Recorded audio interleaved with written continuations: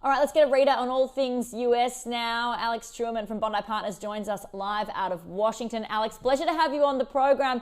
Kicking it off, I guess, with what we've been seeing with jobs numbers and some of the economic data, a bit of a more positive light, I guess you could say, for the US economy. How are things looking, though, I guess, going forward? Do you see this as signalling a bit of a rebound?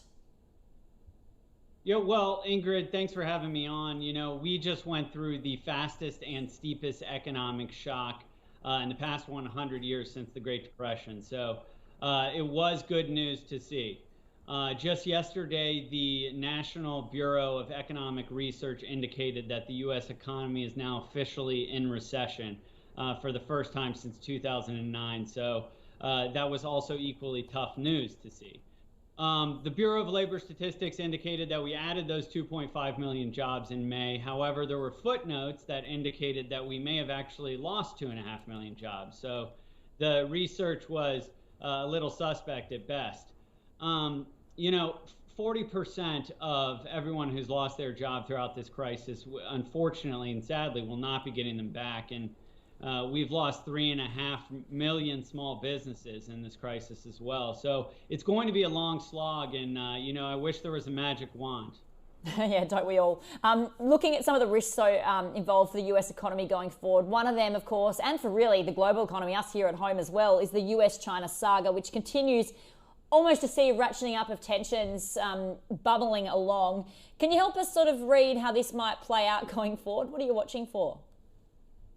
I wish I could tell you how I knew it was going to play out, but all I can tell you is that it's continually ratcheting up. I mean, yesterday marked the 1-year anniversary of the 1 million man protest in Hong Kong, and just yesterday as well, the Beijing-aligned defense minister in Hong Kong indicated or claimed that the U.S. had a hand in funding and organizing protests today.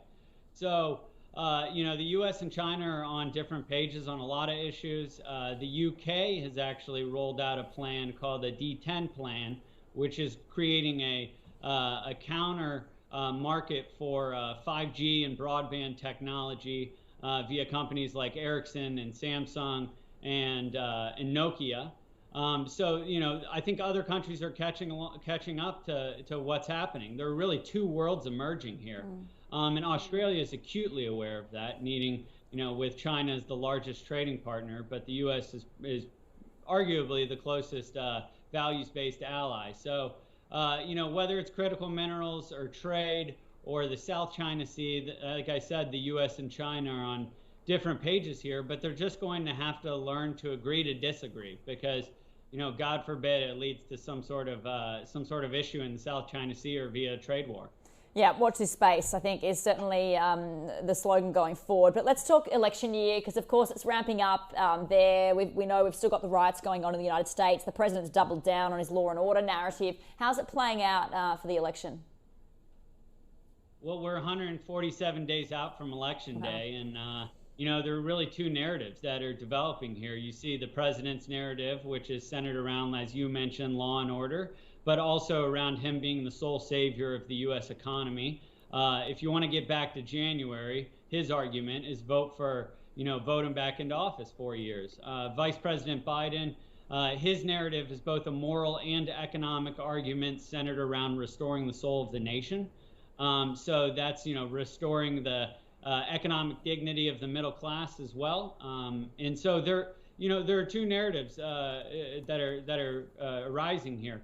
But both of them will have business impacts, whether it's domestic business and manufacturing or outward business through foreign investment and trade. So it's an area that I think firms on both sides of the Pacific really need to be focused on.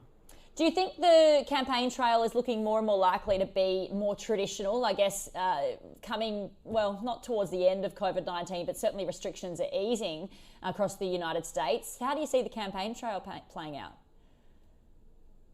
Well, I think we're going to have a heavily digital campaign, and it's going to, you know, just this past week, Vice President Biden put the most amount of money that he's put into Facebook and Google thus far in the campaign, and $5 million into advertising, into those digital media outlets. So I think that digital media is going to play a large part Both candidates are well into their 70s. So, with coronavirus still swirling around, I'm pretty sure that both of the campaigns don't want to have their candidates out there with the obvious chance to contract the virus.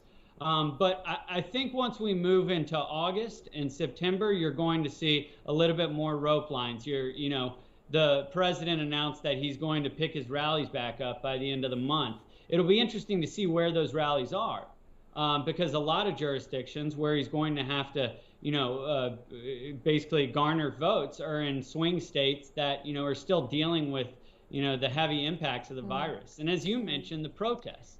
We're about to see where those, what sort of impacts the virus had on the protesters and subsequently on law enforcement as well. So it'll be interesting to watch.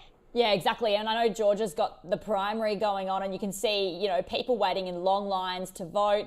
I mean, this will have to be somewhat sorted out, you'd imagine, going forward. Well, Georgia's a really bad situation today. They have their primary, as you mentioned, along with 4 other states. But Georgia's voting machines have, at least Atlanta's voting machines and surrounding suburbs, have all but failed. People have been waiting in line. It's now 7 p.m. in the U.S. since 6 a.m. So it's not a good situation. I think as you mentioned about, it being a traditional campaign, I don't think it's going to be a traditional voting structure. You're going to see, a heavy mail-in election, and you're going to see a heavy early vote election as well, because, I think poll workers are also threatened by this. And you saw that in Georgia. A lot of poll voters quit in the past few weeks over fears of contracting coronavirus. Yeah. Alex, always a pleasure to talk, get the inside from there in Washington. Thank you very much for joining us. Thanks, Ingrid.